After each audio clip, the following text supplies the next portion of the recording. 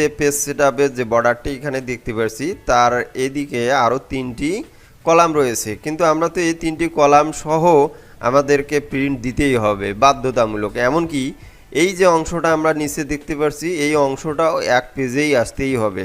তো ভিউয়ার্স, সেক্ষেত্রে আমরা আসলে কি করব? উল্লেখযোগ্য আমরা মাইক্রোসফট এক্সেলে প্রিন্ট করার সময় যে সমস্ত প্রবলেম ফেস করি তা আজ এই ভিডিওর মাধ্যমে সমাধান করব ইনশাল্লাহ। ডিয়ার ভিউয়ার্স, আসসালামু আলাইকুম। আশা করি আপনারা সকলে ভালো আছেন। আলহামদুলিল্লাহ, আপনাদের দোয়ায় আমিও ভালো আছি। বরাবরই আমি আইটি ভিশন কম্পিউটার ট্রেনিং সেন্টারের পক্ষ থেকে online.dot ইউটিউব চ্যানেলে আমি মাহমুদুল হাসান আপনাদের সামনে আবারও উপস্থিত হতে পেরেছি। এই ভিডিওটি এতটুকু স্কিপ না করে সম্পূর্ণভাবে দেখার চেষ্টা করুন, তাহলে আপনি কিন্তু আজ গুরুত্বপূর্ণ বিষয়গুলো জেনে যাবেন।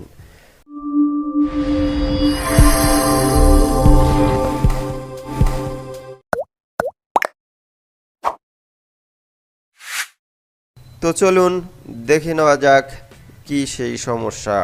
ভিউয়ার্স, আপনারা এই মুহূর্তে মাইক্রোসফট এক্সেলে এই ইন্টারফেসে আপনারা দেখতে পাচ্ছেন এখানে একটি পেজে বেশ কিছু লেখা রয়েছে। তবে আমরা এটা অনেকেই হয়তো জানি যে আমরা কোনো ডকুমেন্ট প্রিন্ট করার পূর্বে একটি পেজ সেটআপ দিয়ে সেটি ব্যবহার করতে হয়।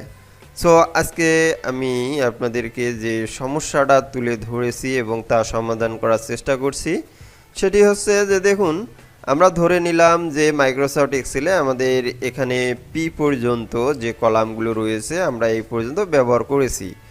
এই দিকে নিচে যদি একটু আসি তাহলে আমরা দেখব যে এখানে টোটাল 41টি রো ইউজ করা হয়েছে। সো আমরা একটু মনে রাখবো এই কলাম পি পর্যন্ত এবং রো 41 পর্যন্ত ইউজ করা হয়েছে।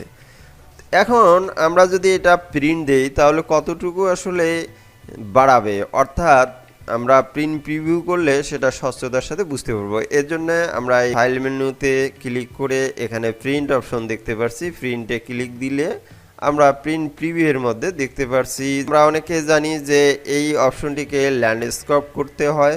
তো আমি পেজ লেআউটে গেলাম, এখান থেকে আমি এই অপশনে ক্লিক দিয়ে ল্যান্ডস্কেপটি করে নিলাম।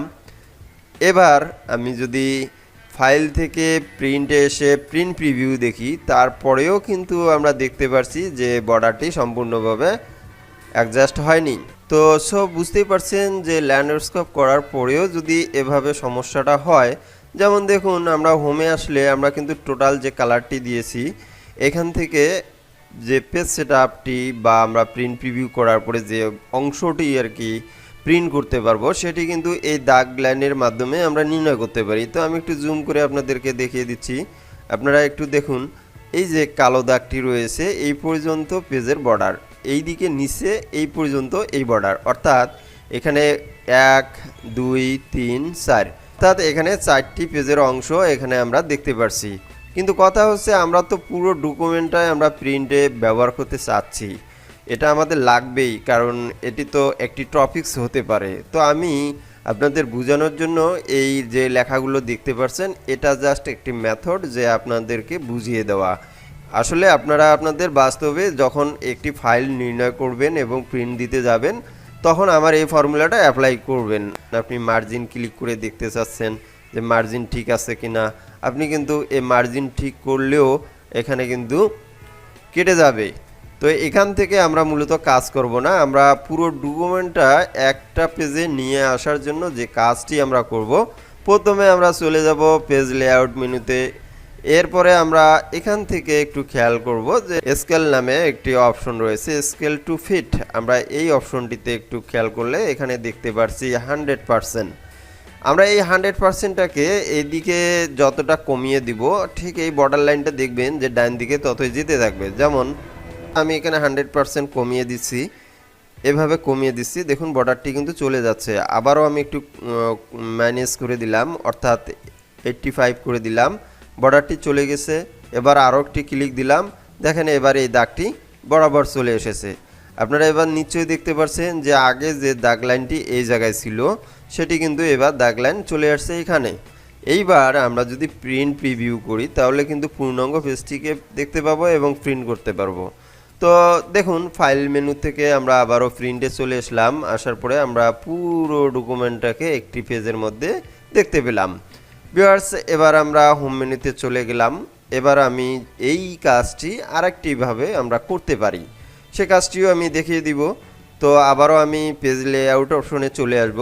এখানে যে আমরা 80% করছি এটিকে আমরা স্বাভাবিকভাবে 100% করে রাখবো।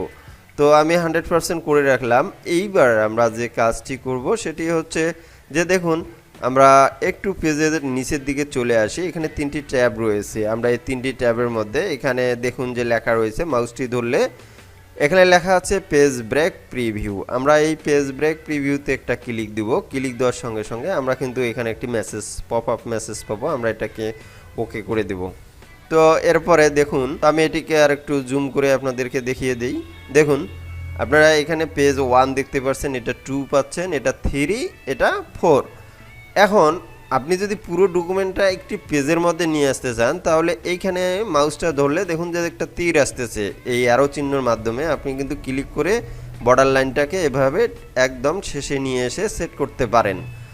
এইবার নিচের দিকে দেখেন আপনার যে পুরো 41টি রো ছিল, এই পুরো 41টি রো এখানে যেমনটা সিলেক্ট রয়েছে তেমনই এইদিকে পি অক্ষর পর্যন্ত কলামটি কিন্তু একটি পেজে অ্যাডজাস্ট করে নিতে পেরেছি। ভিউয়ার্স এবার যদি আমরা পেজটিকে স্বাভাবিক করে দেই তাহলে এখানে নরমালে ক্লিক দিতে হবে। এরপরে আমরা ফাইলে আসব, ফাইল থেকে আমরা প্রিন্টে আসব। এবার আমরা দেখতে পারবো প্রিন্ট প্রিভিউর মধ্যে সম্পূর্ণ ডকুমেন্টটি একটি পেজের মধ্যে আছে। ভিউয়ার্স আশা করি আপনারা ভিডিওটি দেখে এতটুকু বুঝতে পেরেছেন এবং উপকৃত হয়েছেন। আর বরাবরই আপনাদেরকে যেটি রিকোয়েস্ট না করলে নয়, আপনাদের ভালোবাসা, ভালো লাগা, আপনাদের লাইক, কমেন্ট এবং যেহেতু এত কষ্ট করে আপনাদের জন্য ভিডিওগুলো তৈরি করা, তাই চ্যানেলটি সাবস্ক্রাইব করে পাশে থাকা বেল বাটন অন করে দেবেন যাতে আমাদের নিত্য নতুন ভিডিওগুলো পেয়ে যান সবার আগে। তো ভিউয়ার্স দেখা হবে পরবর্তী আরেকটি ভিডিও।